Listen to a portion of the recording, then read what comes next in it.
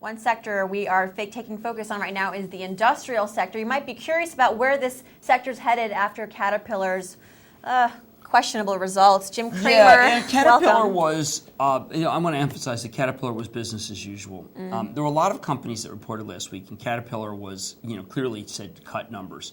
But the numbers that they want to cut it to reveals a stock that's selling at 13 times earnings. And, Caterpillar's been at this 12, 13 times earnings now for some time.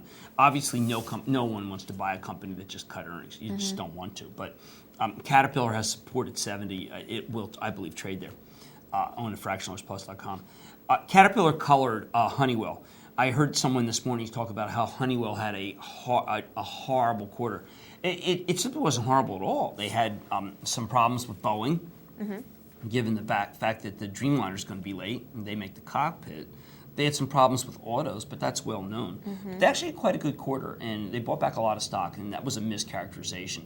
Parker Hannifin has some really interesting data within the, really interesting commentary within the conference call, which is said, one of the things that they talked about, he says, you hear all the chatter about business, but no one says that the rate cuts are going to help. And they said the rate cuts are already helping, and they're going to just get better and better. And I urge people who think that the media is too negative to go read the Parker Hannifin conference call, because it will point you in the right direction.